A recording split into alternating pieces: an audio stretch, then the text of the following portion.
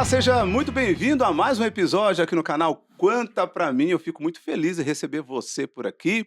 Para você que não me conhece, meu nome é Wagner Oliveira, eu atuo aqui na Quanta como especialista em educação corporativa. É bom ter você aqui no nosso canal, num episódio super especial, porque nós vamos falar sobre saúde cardiovascular, um tema tão importante para todos nós. Aliás, na Quanta nós falamos muito sobre os 4 capitais para você ter uma longevidade ativa: o capital financeiro, social, intelectual e, claro, o capital saúde. E falar sobre saúde cardiovascular, além de ser muito importante, é super pertinente ouvirmos pessoas que são especialistas. Aliás, tem muitos mitos por aí, não é?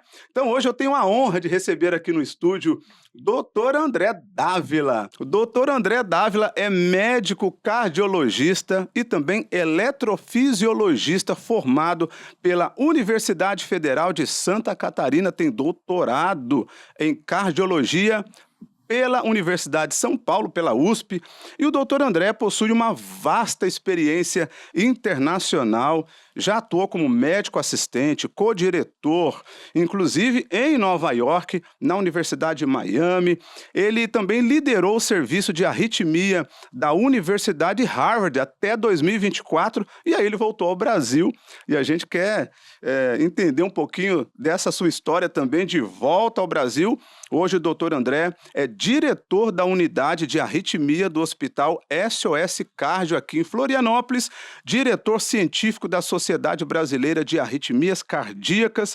Então, doutor André, é uma honra receber o doutor aqui no nosso episódio, no nosso canal, enriquecendo, né, os nossos ouvintes com esse tema. Seja muito bem-vindo. Muito obrigado, é uma oportunidade ótima de estar aqui conversando com vocês. Vamos ver se a gente pode ajudar a esclarecer alguns desses mitos aos quais você se referiu. E tem muitos, né? Tem. Tem muitos. Mas me conta, depois de liderar o serviço, né, de arritmia em uma das universidades mais renomadas do mundo, né, como a Harvard, como é que está de volta no Brasil? E o doutor percebe assim, alguma diferença na forma com que os americanos eles lidam com esse tema, buscam ajuda médica quando comparado aos brasileiros? A minha carreira ela se fez desde o ano 2000, ela se fez alternando a minha atuação profissional entre Boston e o Brasil, especificamente no Brasil, em Florianópolis. E agora, desde 2019, eu voltei mais uma vez a Boston para assumir essa chefia num dos hospitais da universidade.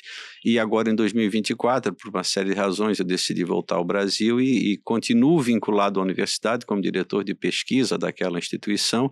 E agora eu vou passar a ter uma rotina diferente. Eu fico 1 mês em Boston e 2 meses aqui no Brasil, atuando como médico tanto aqui quanto lá. Ah, não desvinculou 100% então lá de Boston? Não desvinculei. Olha só. A diferença entre aqui e lá é muito grande e ela se dá em diferentes níveis, tanto nos níveis institucionais como médico e também, como a sua pergunta específica, do acesso dos pacientes a esse serviço de saúde. Em Florianópolis, especificamente, Florianópolis é diferente do Brasil inteiro. Em Florianópolis, a gente acaba tendo uma experiência muito interessante. A maioria dos nossos pacientes, e isso é relevante, porque quanto mais cedo o paciente procura o auxílio, o tratamento médico, melhor o resultado, via de regra.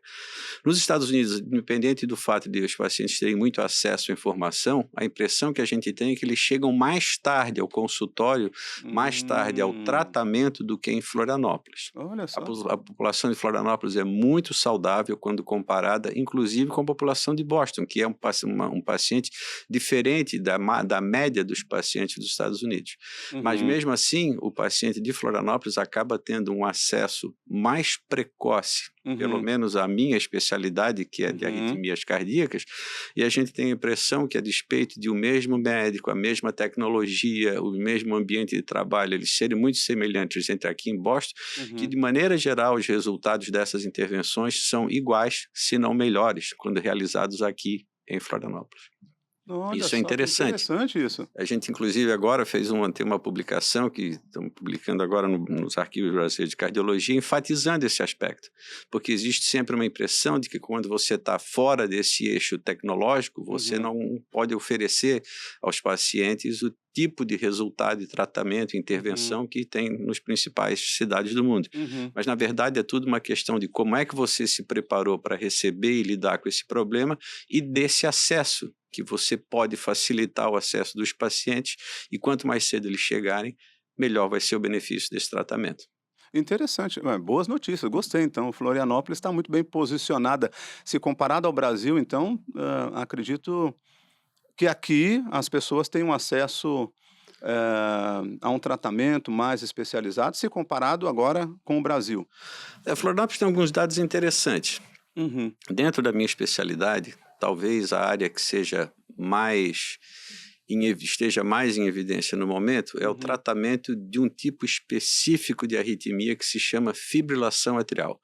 Uma arritmia muito comum que ocorre em 10% dos pacientes acima de 70 anos e que tem várias consequências clínicas para o paciente, sendo que talvez a mais relevante delas seja aumentar o risco de derrame em até 8 vezes. Nossa. Então, existe um interesse, uma concentração de esforço muito grande em relação ao tratamento desse tipo de arritmia. E é interessante que quando a gente trouxe esse procedimento para Santa Catarina no ano de 2013, desde então, nosso grupo tem se expandido, atuando em algumas outras cidades, inclusive em Florianópolis, e hoje Santa Catarina, apesar de ter só 3% da população do Brasil, faz 10% dos procedimentos do Brasil inteiro em relação a essa arritmia. Apesar disso ser relevante, no final, e essa é uma enorme diferença entre os Estados Unidos e o Brasil, esse tipo de procedimento, esse ano nos Estados Unidos estão previstos serem realizados 498 mil ablações de fibrilação atrial, que é o nome desse procedimento. O Brasil, infelizmente, só vai fazer 6 mil. E dessas 6 mil, 10% são realizados no estado de Santa Catarina. Quer dizer, apesar de Santa Catarina ter esse destaque no Brasil, infelizmente o acesso da população em geral a esse tipo de procedimento ainda está muito aquém daquele que é realizado em outros países mais desenvolvidos. Entendi. Perfeito. E aproveitando, a gente fala muito aqui na Quanta sobre esses 4 capitais que eu mencionei anteriormente, né? Doutor Alexandre Kalash fala muito sobre isso, inclusive no seu livro. E o capital saúde, nós entendemos que ele é fundamental, né, para uma vida longa e uma vida com qualidade. A gente costuma dizer aqui, doutor André, que o problema não é ficar velho, o problema é ficar velho sem saúde, velho sem dinheiro, né? Ou o ruim é morrer cedo, não é ficar velho, né? Ficar velho é bom, desde que você cuide dos 4 capitais. Na sua visão, na sua experiência, qual o impacto da saúde cardíaca para a longevidade? Primeiro que de todos esses 4 importantes pilares, todo mundo sabe que sem saúde os outros 3 não interessam. Exatamente. E dentro desse pilar de saúde, a saúde cardiovascular é muito importante, já que ela representa, principalmente na população que chega a uma idade mais avançada, além dos problemas de câncer, a saúde cardiovascular é que limita demais a vida do paciente com problemas de pressão alta, de coronária e inclusive de arritmia, especificamente dessa arritmia que a gente estava conversando há pouco atrás da fibrilação atrial. Então, o controle, o manejo adequado dessa saúde cardiovascular vai ter uma importância muito grande nesse conjunto de pilares fundamentais que você citou há pouco para uma longevidade adequada, porque como você mesmo disse, não adianta viver muito se você não vive bem. É mais importante viver bem do que viver muito tempo, né? Então, a ideia da combinação desses pilares é fazer com que você consiga atingir a maior longevidade possível com uma qualidade de vida bem adequada e, nesse sentido, a saúde cardiovascular é muito importante. Muito bom. Então, bora cuidar do coração, gente.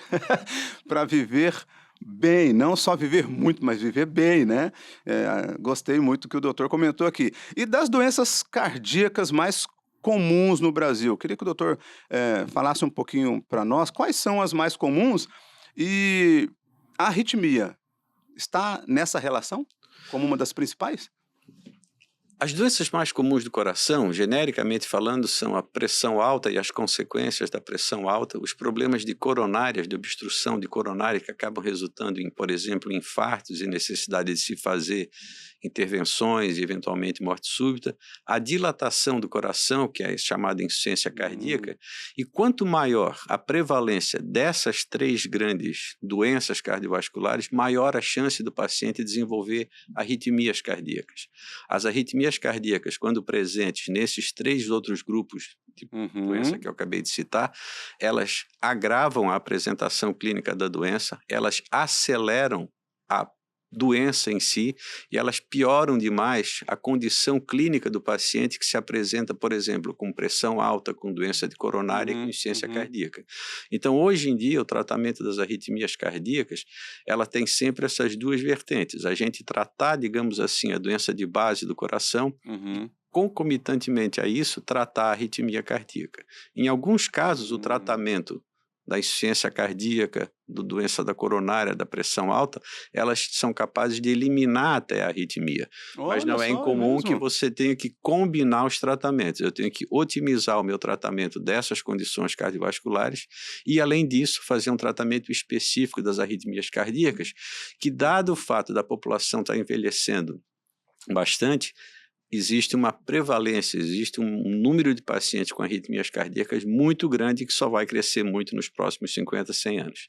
Então, há um interesse gigantesco no tratamento das arritmias cardíacas, que, diga-se de passagem, estão presentes desde a infância até a idade mais avançada, com tipos diferentes de arritmia. A que é mais prevalente é essa que eu citei há pouco, a fibrilação atrial, que acaba acontecendo até 10% da população acima de 70 anos. Isso representa um número enorme de pacientes que, eventualmente, podem necessitar de alguma forma de tratamento para tratar a arritmia em si ou para otimizar o tratamento das outras condições às quais a arritmia se associa. Então, é por isso que é uma especialidade, a eletrofisiologia cardíaca, que é o médico que lida com os problemas elétricos do coração, é uma especialidade em crescimento exponencial no mundo inteiro por essa razão. Olha só, interessante isso. E quanto às queixas, assim, sintomas, né? Quais são os sintomas mais comuns, né, de pacientes que ali na frente são diagnosticados com arritmia? Tem algum sintoma, assim, que Tem. a gente pudesse aqui até para ajudar quem está assistindo, ouvindo, né?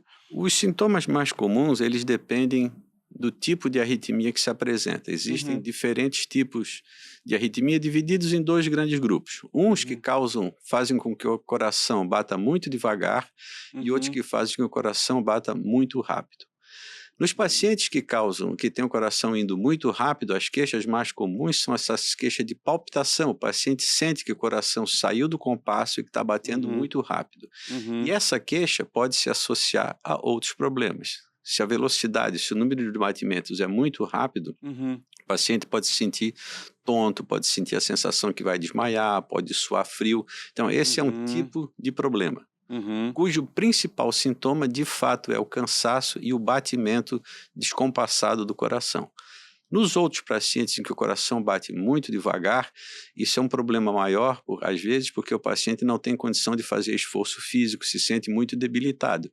E muitas vezes isso se apresenta, inclusive, com desmaio.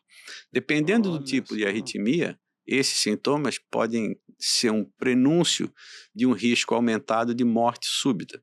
Por isso que quando o paciente tem essas queixas, ele precisa esclarecer se isso está relacionado a uma arritmia cardíaca ou não. Nem todas as tonturas, Isso, nem todas as justamente eu ia palpitações. te perguntar isso, se todas as tonturas, né, estarão sempre relacionadas à arritmia. Não, Não, não é assim, não é assim. mas a arritmia comumente se apresenta dessa Dessa forma. forma. Então a pessoa tem que estar acompanhando com o seu médico, até que o médico possa detectar se aquele sintoma mudou de padrão, se ele indica um risco maior de estar se apresentando, se está relacionado a uma arritmia cardíaca, e a partir daí então fazer uma investigação específica para que a gente possa detectar qual o tipo de arritmia e tratar adequadamente o paciente. E esse tratamento vai desde a colocação de um marca-passo ao uso de alguns remédios, ou, em alguns casos específicos, esse tratamento que se chama ablação, que é um procedimento através do qual a gente localiza o foco de arritmia dentro do coração e faz a destruição desse foco. ou porque a gente congela o foco, ou porque a gente esquenta e mata o foco, ou porque a gente dispara uma corrente elétrica muito intensa e cauteriza esse foco dentro do coração. Então, esses são basicamente, em linhas gerais, os tratamentos que se apresentam nessa área, né? Poxa, que coisa interessante. E uma dúvida que me surge agora, né? Por isso que é tão importante a gente ter aquele acompanhamento regular com o médico, né? Qual é a recomendação que o doutor tem para nos dar, assim, de quanto em quanto tempo? Poxa, eu senti algo estranho aqui, né? Ou mesmo que não esteja sentindo, né? Ah, uma vez ao ano é importante fazer um check-up. O que que é o ideal? Porque a gente ouve falar tanta coisa, né? Ah, faz o check-up uma vez ao ano, a cada um ano e meio, a cada dois. Mas se a pessoa, por exemplo, tem um histórico na família de problemas de pessoas com problemas cardiovasculares. Qual é a periodicidade ideal dessa consulta, desse check-up, na opinião do doutor? A periodicidade vai depender da detecção de alguma alteração numa primeira avaliação. Certo. No fim, é uma resposta difícil, mas pelo menos você me deu uma deixa mais fácil, que é o seguinte: se você tem um histórico familiar de uma doença cardiovascular, você de fato precisa ser visto por um Uhum, cardiologista. E uhum. dependendo desse risco, do resultado de alguns exames e de uma avaliação inicial de um cardiologista, essa periodicidade pode variar. Ele pode sugerir a você que o veja de 6 em 6 meses, de 2 em 2 anos, de 5 em 5 anos, porque existem alguns padrões de exames e de história clínica que varia de família para família, que podem exigir ou um acompanhamento mais restrito, mais pontual, ou a gente pode dizer, não se preocupe, não há nenhuma evidência que você tenha um risco que precise ser avaliado anualmente, você só precisa voltar aqui daqui a 5 anos. Então não há uma fórmula Perfeito. final de te dizer, passa aqui todo ano. Cada caso é um caso. Cada caso é um caso, cada risco é um risco, cada resultado de exame tem que ser interpretado à luz dessa história clínica do paciente para que se possa desenhar um acompanhamento que consiga identificar um eventual risco que possa ser tratado a tempo. Perfeito, perfeito. Aproveitando, já que estamos falando bastante sobre arritmia, né? O doutor comentou que a arritmia é um dos problemas mais comuns nessa área.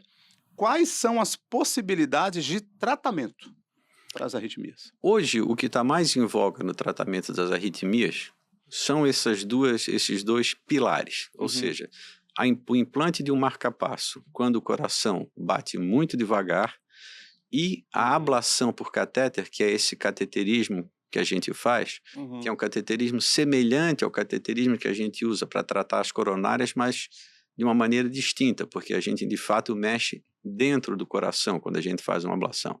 Então, a ablação por catéter é esse tipo de tratamento que surgiu há uns 25, 30 anos atrás e que tem evoluído muito rapidamente, até porque a prevalência das arritmias cresceu Uhum. muito e há um interesse muito grande. É uma forma de tratamento extremamente eficaz para a grande maioria dos pacientes e, dependendo da arritmia, ele pode modificar a qualidade de vida e o tempo de vida, como você citou antes, Uhum, durante muitos e muitos anos. Eu vou dar um exemplo aqui que é público, uhum. não estou expondo nenhum paciente. O Cristiano Ronaldo tinha uma arritmia, ele foi tratado aos 12 anos e por um colega eletrofisiologista de Portugal e se transformou no atleta que é hoje. Eu não Ou seja, sabia, eu não sabia. dependendo do tipo de arritmia que você tenha, a ablação, Aham. a realizada da maneira adequada, ela pode de fato modificar de uma maneira muito substancial a vida do paciente, permitindo uma vida plena ou Uhum, reduzindo o risco de ter um evento que aquela uhum. arritmia eventualmente estava causando. Então, de fato, depende muito do tipo de arritmia, mas as opções de tratamento hoje são inúmeras, são muito grandes. E Que quando a bom, gente né? fala de ablação, apesar de ser um termo genérico, ela se aplica para diferentes tipos de arritmia, a ponto Uhum, de, em alguns pacientes mais jovens, que antes, inclusive, porque o coração estava batendo mais devagar, esses pacientes teriam que implantar o marca-passo, hoje, com algumas técnicas novas, eles acabam sendo candidatos a realizar uma ablação, dispensando o uso do marca-passo, que é um progresso incrível, porque o uhum, marca-passo, ao longo dos anos, em pacientes muito jovens, pode apresentar problemas, mas com essas uhum, técnicas novas de ablação, não só os pacientes nos quais o coração vai mais rápido, mas em uhum. alguns casos específicos, onde o coração bate mais lentamente, eles também podem ser tratados por esse procedimento chamado de ablação. Entendi, Que bom, né, que a gente tem diversas opções, né, possibilidades de tratamento. Eu também já ouvi falar, e aí já já nós vamos entrar aqui em mitos e verdades, né, quando a gente fala sobre esse tema, mas eu já vou aproveitar para adiantar um aqui. Eu já ouvi falar e te pergunto, doutor, se isso realmente é verdade ou é um mito. Quando uma pessoa tem ali na faixa de 40, 45 anos, se ela tem um problema cardíaco, né, grave, é mais fatal do que alguém numa idade mais avançada, né, com 60, 65 anos. Então, isso é verdade mesmo? Alguém na faixa etária de 40 anos, 35, 40 anos, se ela tem um problema cardíaco mais grave, é mais fatal? Tem essa correlação se comparado com alguém, de 60 anos ou mais? Depende do problema. Aham. Porque, por exemplo, tem algumas formas de arritmia que acontecem em pacientes jovens que têm um Uhum. potencial muito grande de levar à morte súbita. Em outras situações é justamente ao contrário. O paciente que tem uma arritmia, ele é capaz de tolerar aquela arritmia durante muito mais tempo do que um paciente de 80 anos. A doença da coronária é um pouco diferente. Um paciente que tem uma doença grave da coronária aos 40 anos, de uma maneira geral, ela pode se apresentar de uma maneira mais importante do que um Uhum. paciente com 80 anos. Então, depende um pouco de que tipo de problema você está lidando e está especificamente falando sobre ele. Entendi. Mas, claro, todas as doenças, de uma maneira geral, quanto mais cedo ela se apresenta, ela pode limitar muito a vida daquele paciente e prevenir até que ele chegue a 70, 80, 90 anos. Então, depende um pouco do tipo de doença. Uhum. Entendi. Muito bom. Tá vendo, gente? Uma aula aqui para você que está acompanhando esse episódio. Olha aí quanta informação bacana. E depois, ó, curtindo esse episódio, deixa aí o teu like, compartilha esse episódio com alguém que precisa ouvir, né, e entender um pouco mais sobre esse assunto. Bora então para um bate-bola agora aqui de mitos e verdades? Bora. Bora? Então eu preparei algumas perguntas aqui para o doutor. Então a primeira é a seguinte: condições cardiovasculares, elas são hereditárias. Verdade isso ou é mito? Muitas delas, sim. Existem doenças que são absolutamente de origem genética e existem outras doenças cujo perfil genético da pessoa aumenta o risco daquela doença e a maneira como ela se apresenta. A história Hum. familiar de risco cardiovascular é sempre muito considerado quando você faz uma consulta com um cardiologista, porque ela de Uhum. fato é capaz de indicar se você tem um risco maior ou menor de uma determinada doença, risco esse que pode inclusive ser avaliado com uma prova genética.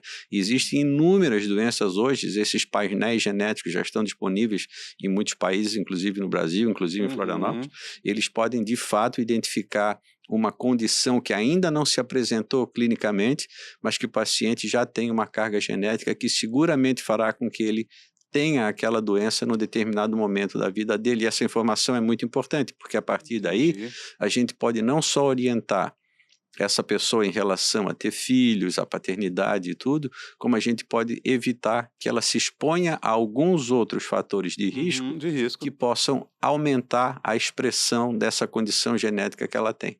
Então, há muitas doenças cardiovasculares são hereditárias, tem esse componente hereditário muito forte que pode ser identificado, Uhum. inclusive tratado adequadamente. Muito bom, muito bom. Mais uma: ter uma condição cardiovascular ou arritmia significa um risco iminente de morte súbita. Depende do tipo de arritmia. Tem arritmias que são muito sintomáticas e interferem demais na qualidade de vida do paciente, mas que não têm um Uhum. potencial letal. E Uhum. tem outras arritmias que podem se apresentar exatamente da maneira oposta, cuja primeira manifestação vai ser uma morte súbita. Então a Oh. gente tem que, como eu estava conversando com você, dependendo dessa consulta, dessa avaliação que a gente faz, a gente tenta entender se aquele paciente, em qual grupo ele se encaixa, num doente onde a Entendi. arritmia muda a qualidade de vida sem aumentar o risco que precisa ser tratado, e naquele outro que acaba tendo poucos sintomas, mas que tem um risco potencial muito importante de morte súbita. Para cada grupo de pacientes tem um tratamento específico. Perfeito, perfeito. Mais uma: doenças cardíacas impedem a prática de atividades físicas, principalmente se a pessoa tiver uma arritmia. Não pode mais praticar exercício físico.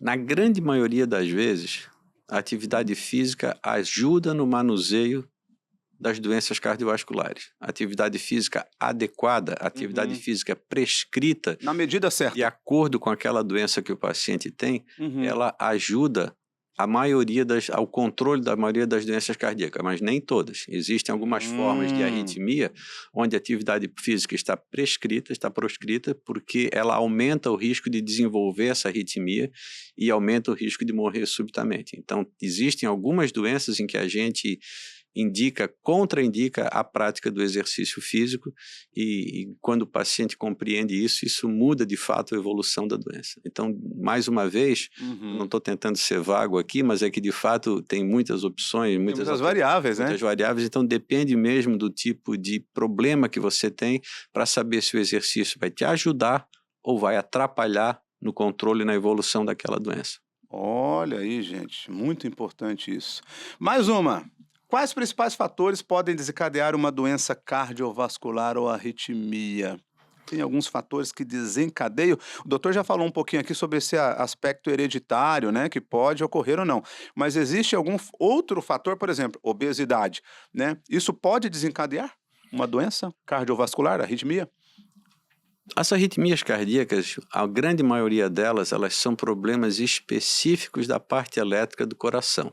Ou seja, o coração pode ser completamente normal, como uma casa onde a eletricidade está funcionando perfeitamente, mas tem um quarto com curto-circuito. O coração, no que se refere à parte elétrica do coração, é mais ou menos assim. Existe uma série de doenças elétricas do coração que ocorrem, inclusive, em corações normais. Quando esse coração fica doente, e ele pode ficar doente porque o paciente está obeso, porque ele tem hipertensão, porque ele não faz exercício, a doença do coração ela tem uma chance de agravar esses problemas elétricos específicos. E dependendo, então, da situação que a gente esteja lidando, a gente vai ter que tratar só o problema elétrico ou vai ter que tratar o problema elétrico mais a condução cardiovascular do paciente. Muitos desses problemas elétricos, o paciente já nasce com ele. E algumas outras formas de arritmia, eles vão se desenvolver à medida que os anos vão passando. Por isso que, dependendo da idade do paciente, ele tem um risco maior ou menor de ter determinadas formas de arritmia. Por exemplo, o paciente que tem 80 anos, ele tem a chance muito grande de ter uma fibrilação atrial.